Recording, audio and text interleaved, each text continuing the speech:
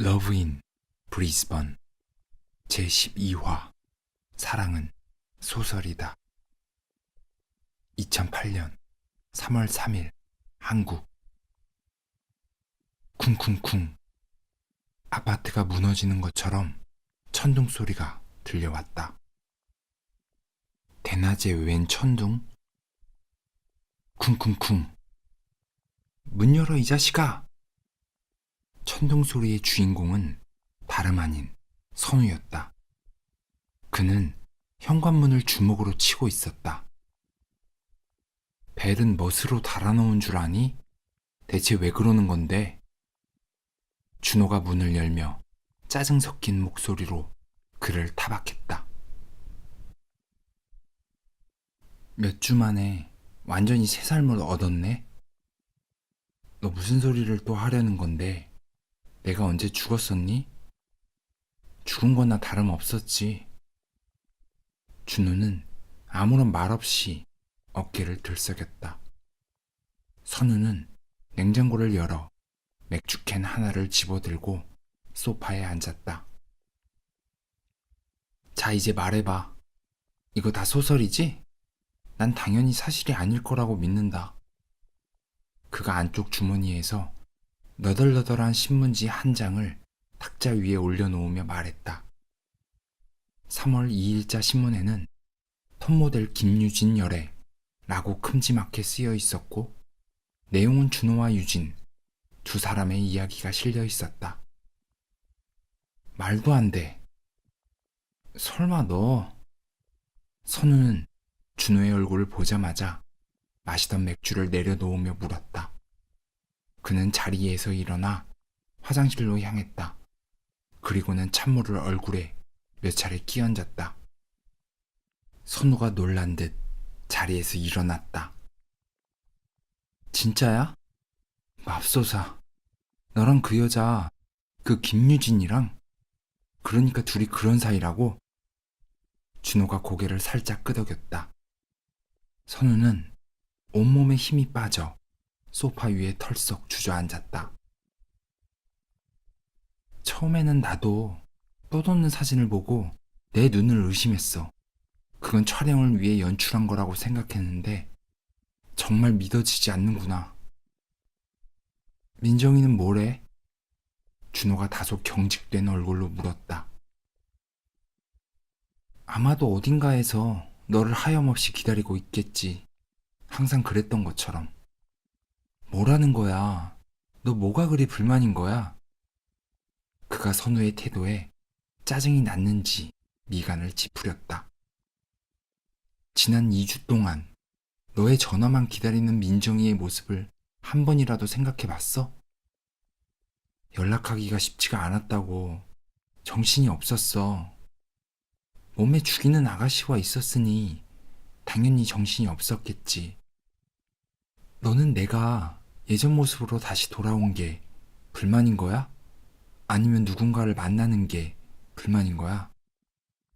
그래, 지난 1년 동안 너의 거지 같은 모습을 보면서 우리도 미치도록 힘들었어. 그래서 언제 그랬냐는 듯 멀쩡히 돌아온 게 불만이다. 이제 됐냐? 선우는 반쯤 마신 맥주캔을 집어던졌다. 맥주캔이 무게감 있게 바닥으로 나뒹굴었다. 마치 배수관이 터진 것처럼 맥주가 콸콸 쏟아져 나오고 있었다. 너는 민정이가 너의 걱정을 얼마나 하는지 알아? 밥은 잘 먹고 다닐까? 우울해하지는 않을까? 당연히 지금 너의 모습을 보면 그 누구보다 기뻐하겠지. 하지만 난 아니야. 준호는 고개를 돌려 애써 선우의 시선을 피했다. 그 자신도 민정이가 얼마나 정성껏 자신을 보살폈는지 알고 있었기 때문이다.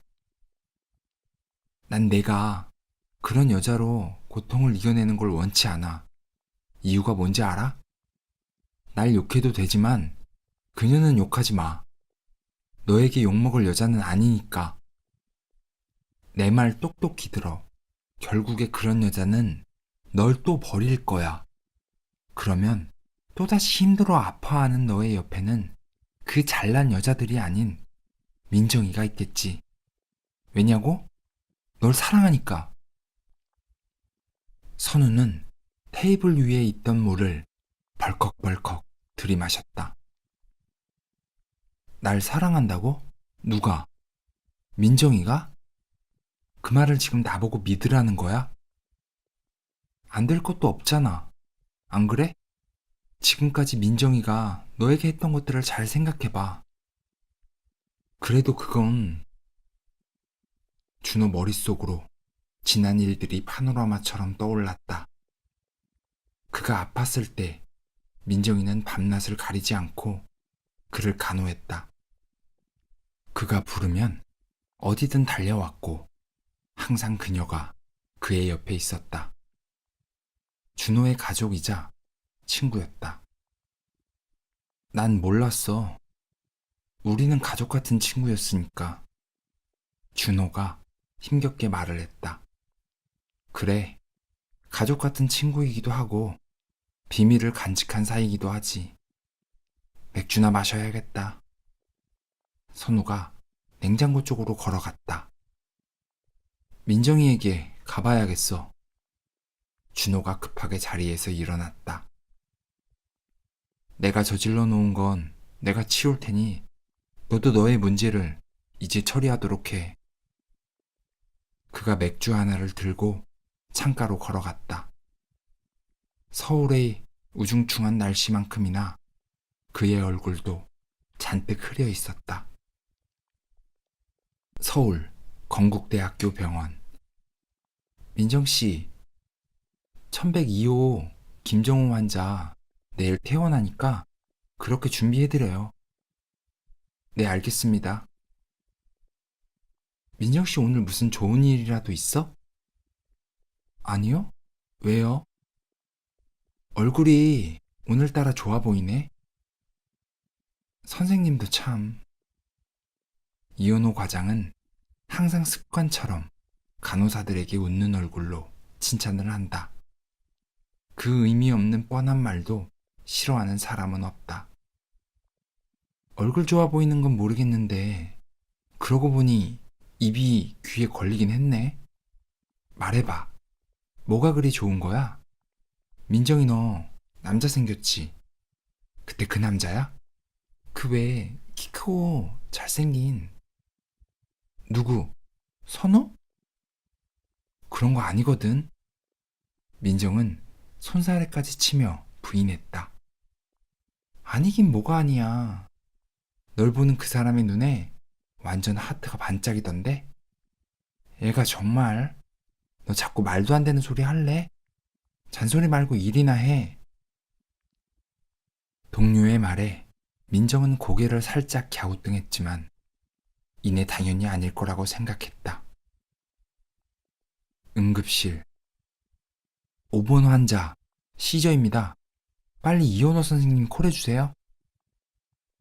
급성 관동맥 증후군으로 심장내과에서 혈관을 넓힐 수 없을 만큼 악화되어 결국 흉부외과로 넘어와 스텐트 삽입술을 시술한 환자였지만 대동맥 장관루, 대동맥벽에 열상이 생겨 혈액 이동 통로 외 다른 통로가 만들어져 장과 연결되는 질환, 으로 경과가 악화되어 이제 막 응급실로 들어와 있었다. 어떤 환자죠?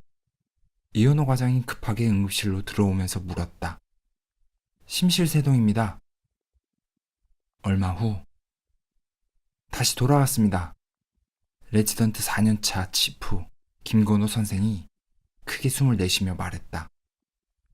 네, 수술방 빨리 잡아주세요. 이현호 과장이 말했다. 건국대학교 병원 11층 흉부외과 병동. 엘리베이터 문이 열리고 준호가 내렸다. 그녀가 어디에 근무하는지 잘 알고 있었다. 그녀는 복도 끝에서 링거액, 약 등이 담겨있는 카트를 밀고 준호 쪽으로 걸어오고 있었다. 가까운 거리가 아니었지만 한눈에 그녀를 알아봤다. 하지만 화장기 없는 얼굴에 며칠간 나이트 근무를 했는지 피곤한 듯 얼굴이 푸석해 보였다. 민정아. 그녀를 부르는 소리에 민정은 고개를 돌렸다.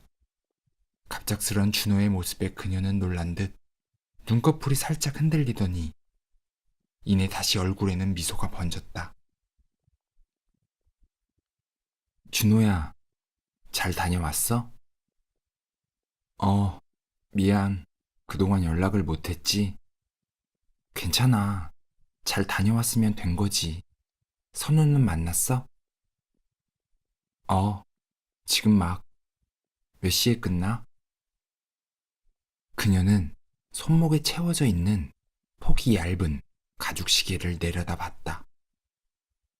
3시간 정도? 기다릴게. 조금 있다가 만나자. 그럴래? 그럼 내가 연락할게. 아니다. 요 앞에 옛날에 우리가 자주 가던 카페 있잖아. 거기서 만나자. 응. 그녀를 뒤로 하고 엘리베이터가 내려오기를 기다리고 있던 그는 뒤에서 들려오는 소리에 자연스레 귀를 기울였다. 누구야? 선배 좋아한다는 그 사람이야? 그는 더 자세히 귀를 기울였다. 아니야. 민정이를 좋아하는 사람은 선우라는 사람이라니까? 저번에 케이크 사서 왔었잖아. 기억 안 나? 아니라고. 그만해. 그만하고 다들 일들 좀 해. 지금 이게 무슨 소리지? 선우가 민정이를 좋아한다는 거야? 준호는 상황이 어떻게 돌아가고 있는지 머릿속으로 정리할 필요가 있었다. 야, 너 어디야? 준호는 선우에게 전화를 걸었다. 어디긴 너희 집이지. 민정이는 만났니? 너 거기서 꼼짝 말고 기다려. 얼마 후 준호가 문을 벌컥 열고 들어왔다. 깜짝이야. 민정이 못 만난 거야? 맥주만 마시니까 입이 텁텁해서 치킨 한 마리 시켰는데 먹을래? 너 뭐야? 너 민정이 좋아하냐? 누가 그래? 대답해. 선우는 상황을 직감하고 들고 있던 닭다리를 내려놓았다. 그래, 좋아한다. 오래전부터 좋아했어. 넌 눈치도 참 없구나. 준호는 이제와 돌이켜 생각해보니 알 것 같았다. 근데 왜? 준호는 선우의 행동을 이해할 수 없었다. 이유를 모르겠니? 민정이가 너를 좋아하니까. 그리고 난 민정이가 행복하다면 아무래도 상관없어. 너가 아무 여자나 만나는 거 그래서 반대야. 그 여자에 대해 말 함부로 하지 말라고 했지. 어쨌거나 이제라도 알았으면 너가 옳은 선택을 해. 오랫동안 널 보살펴주며 헌신을 다했던 여자를 선택하든지 아니면 언제 떠날지도 모르는 여자를 선택하든지. 하지만 이것만은 알아둬. 민정이의 마음을 알고도 모른 척한다면 다시는 우리를, 아니 나를 볼 생각하지 마. 그런 말이 어디 있어. 너가 나한테 민정이를 사랑하라고 강요할 수는 없어. 민정이는 내게 가족보다, 아니 그보다 더 소중한 존재지만 그렇다고 억지로 사랑할 수는 없는 거잖아. 그리고 선우는 고개를 가로저었다. 그리고 준호의 말을 자르며 말했다. 사랑? 그럼 그 여자 사랑하니? 그 여자는 이 일과 아무런 관련이 없어. 다시 한번 말하지만 내게 그 어떤 것도 강요하지 마. 준호는 있는 힘껏 현관문을 닫고 다시 그녀를 만나러 갔다. 바보 같은 놈. 준호는 3명의 친구 관계가 이렇게 돼버린 것이 너무 마음 아팠다.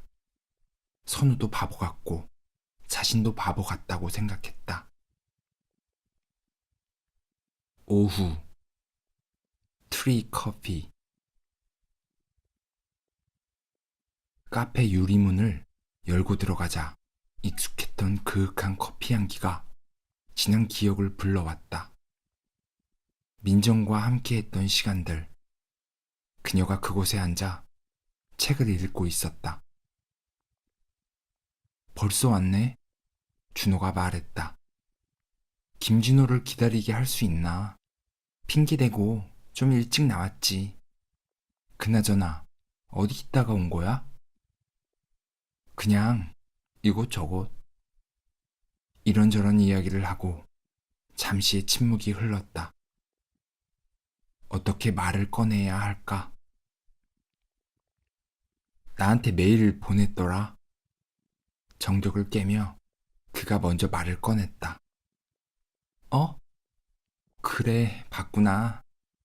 그녀의 얼굴이 벌겋게 달아올랐다. 별거 아니고 그냥 지워도 돼. 그가 고개를 끄덕였다. 잠시의 정적이 다시 흘렀다.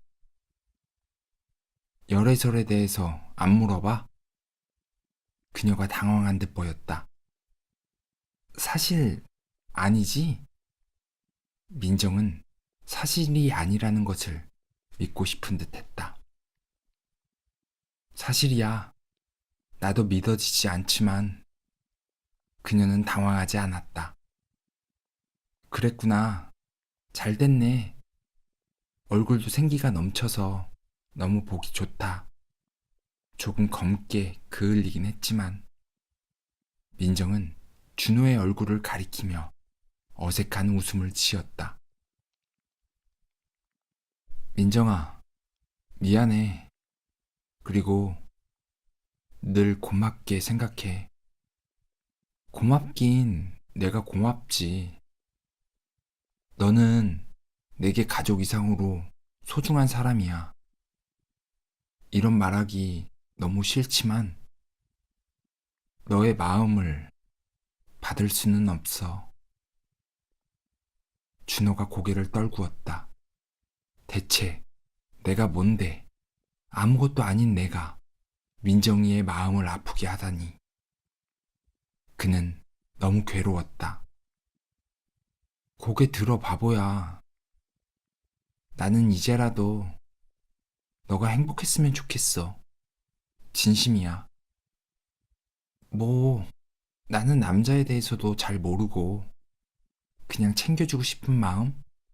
그런 거였으니까 너무 신경 쓰지 마. 미안해. 준호야, 우리 밥 먹자. 배고프다. 준호의 표정이 궁금했는지 민정은 테이블 위에 얼굴을 대고 그를 빤히 올려다보고 있었다. 그를 위해서 그녀는 충분히 자신의 감정을 숨기고 묻어둘 수 있는 사람이었다. 그렇기 때문에 준호는 더 마음이 아팠다. 그는 아무런 말 없이 고개를 끄덕였다.